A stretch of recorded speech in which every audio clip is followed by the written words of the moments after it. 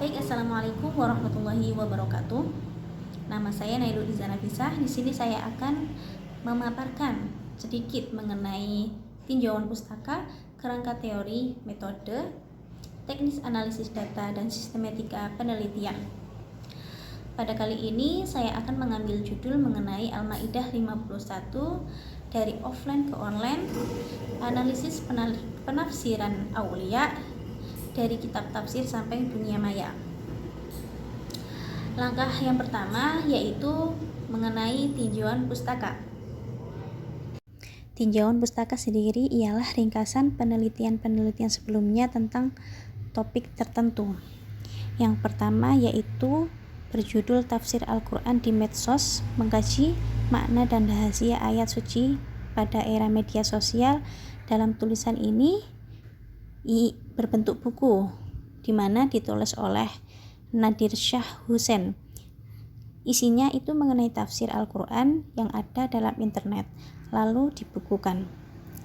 Buku ini juga merupakan bukti nyata bahwa penafsiran dalam internet dilakukan oleh masyarakat modern, dan dalam buku ini juga terdapat penafsiran aulia dan kaitannya dengan memilih pemimpin non-muslim.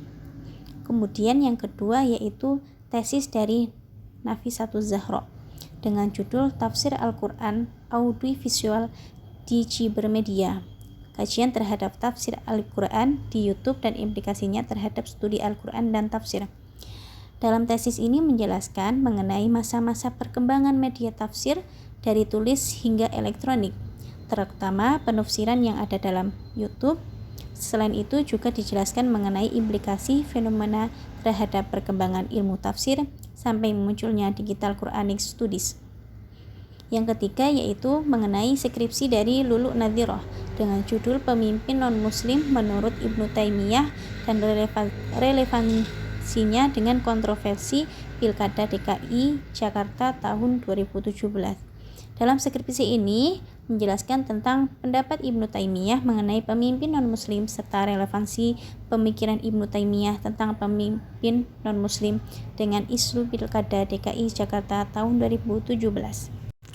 Selanjutnya yaitu yang keempat, skripsi dari Trihono dengan judul Kontroversi Pemimpin Non-Muslim Menjelang Pilkada DKI Jakarta tahun 2017. Analisis wacana terhadap pemberitaan media online republik.com.id dan kompas.com.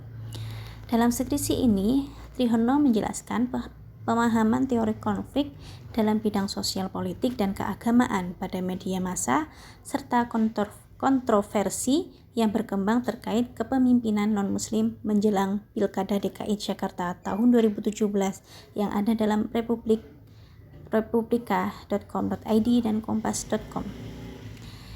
Yang kelima yaitu skripsi dari Wahyunaldi dengan judul Penafsiran terhadap ayat-ayat larangan memilih pemimpin non-muslim dalam Al-Quran, studi komparasi antara Quraisy Shihab dan Sayyid Qurtubi. Dalam skripsi ini dijelaskan mengenai penafsiran Quraisy Shihab dan Sayyid Qurtubi terhadap ayat-ayat larangan memilih pemimpin non-muslim serta persamaan dan perbedaan dalam konteks Indonesia. Dan yang keenam yaitu tesis dari Muhammad Ainun Najib dengan judul Pemikiran MH Ainun Najib terhadap isu-isu politik kebangsaan aktual di Indonesia, studi analisis terhadap aksi 212, fenomena penolakan pemimpin non-muslim dan wacana kriminalisasi ulama. Di sini menjelaskan bentuk pemikiran politik MH Ainun Najib terhadap isu-isu politik kebangsaan aktual di Indonesia seperti aksi 212, fenomena penolakan pemimpin non-muslim dan wacana kriminalisasi ulama yang disampaikan baik dalam majelis ma'iyah, mocopat syafaat maupun forum kajian yang lainnya.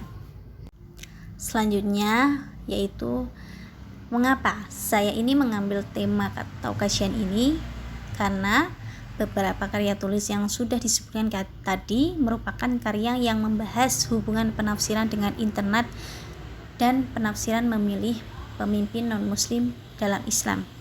Meski adanya kemiripan dalam ruang lingkup pembahasan ini, pembahasan karya tulis di atas bukanlah pembahasan yang memiliki fokus yang sama dengan penelitian yang saya kaji. Pada kajian ini, penulis terfokus dalam penafsiran Quran Surat Al-Ma'idah 51 yang ada dalam internet, baik yang berada dalam sebuah situs web maupun media sosial. Penulis juga akan melihat perbedaan makna yang ada pada penafsiran offline dan online. Dengan begitu akan membuktikan pengaruh ruang lingkup internet yang lebih bebas terhadap penafsiran. Dan peneliti juga berharap apa yang akan dilakukan dapat memberikan kontribusi baru dalam keilmuan khususnya pada bidang tafsir. Selanjutnya yaitu mengenai kerangka teori. Kerangka teori sendiri secara umum yaitu merupakan suatu gambaran atau rencana yang berisi tentang penjelasan dari semua hal yang dijadikan sebagai bahan penelitian yang berlandaskan pada hasil dari penelitian tersebut. Nah, secara garis besar, isi dari kerangka ini adalah hubungan antara dua variabel atau lebih yang ada di dalam kegiatan penelitian, sehingga peneliti memiliki kewajiban untuk menentukan semua variabel dan merumuskan hubungan antara semua variabel tersebut. Nah, kemudian di sini kerangka teori yang peneliti gunakan yaitu penulis akan lebih memfokuskan pada eksplorasi terhadap bagaimana para penafsir baru melakukan suatu penafsiran dengan menggunakan internet. Pada kerangka tersebut dapat dijadikan landasan untuk menjawab beberapa pertanyaan yang akan dipaparkan. Dan yang ketiga mengenai metodenya. Dalam kajian ini, metode yang digunakan yaitu metode pengumpulan data, di mana pada sumber data yang dipakai dalam penelitian kajian ini ialah tulisan-tulisan yang berkaitan dengan penelitian yang akan dilakukan. Adapun sumber data pada penelitian kali ini yaitu sumber data primer dan sumber data sekunder. Sumber data primer dalam penelitian kali ini adalah tulisan-tulisan yang beredar pada media internet tentang penafsiran Quran Surat Al-Ma'idah 51, baik yang ada di dalam situs web maupun media sosial, serta buku-buku tafsir dan terjemah guna melihat perbedaan penafsiran antara penafsiran para mufasir dalam disiplin Ibnu dan mufasir netizen. Kemudian mengenai sumber data sekunder, dalam penelitian ini ialah tulisan-tulisan yang memiliki kaitan dengan pembahasan tesis ini baik dari media internet seperti Facebook maupun diskusi-diskusi dalam sosial media lainnya, dan juga tulisan-tulisan yang ada dalam media cetak seperti buku, jurnal, dan artikel yang berhubungan. Kemudian mengenai teknik analisis data, pada penelitian ini, peneliti menggunakan beberapa langkah dalam mengolah data. Yang pertama, peneliti mengumpulkan tulisan tentang Quran Surat Al-Ma'idah 51 yang ada pada media internet. Kemudian peneliti memilih tulisan berdasarkan media penyebarannya dengan membaginya menjadi dua golongan, yaitu golongan tulisan yang ada dalam situs web dan media sosial. Selanjutnya, peneliti memilih tulisan berdasarkan hasil pemahaman penulis menjadi dua. Pertama, yang memahami bahwa ayat tersebut merupakan larangan untuk memilih pemimpin non-muslim, dan yang kedua memahami bahwa ayat tersebut bukan merupakan larangan untuk memilih pemimpin non-muslim. Kemudian, peneliti memaparkan penafsiran mufasir ilmu guna memetakan permasalahan yang ada dalam Quran Surat Al-Ma'idah 51. Kemudian peneliti juga memaparkan munculnya mufasir netizen dan latar belakang para mufasir netizen ini yang menafsirkan Quran Surat Al-Ma'idah 51. Guna melihat motif di balik penafsiran dan faktor yang mendukung mereka dalam melakukan penafsiran, peneliti ini memaparkan penafsiran para mufasir netizen mengenai makna aulia dan memilih pemimpin non-muslim, dan juga peneliti menyimpulkan pembahasan-pembahasan yang peneliti lakukan. Dan yang terakhir mengenai sistematika penelitian. Mengenai sistematika penulisan kali ini, pada bab pertama berisi pendahuluan penelitian yang meliputi latar belakang, rumusan masalah, manfaat penelitian, kajian pustaka, kerangka teori, metode, dan sistematika pembahasan.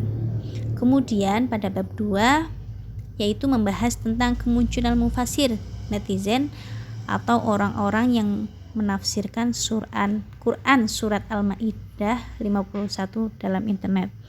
Dan yang pada bab ketiga yaitu membahas tentang pemetaan tafsir Quran surat Al-Maidah 51. Kemudian bab keempat membahas tentang tafsir Quran surat Al-Maidah 51 menurut netizen sesuai dengan peta perdebatan yang peneliti gambarkan pada bab sebelumnya. Dan selanjutnya yaitu bab kelima, di mana merupakan bab terakhir yang menjadi penutup yang berisi kesimpulan penelitian dan saran pada kajian ini. Cukup dari saya, selebihnya saya mohon maaf. Jika ada kekurangannya mohon dimaafkan. Ihdinas siratal mustaqim. Wassalamualaikum warahmatullahi wabarakatuh.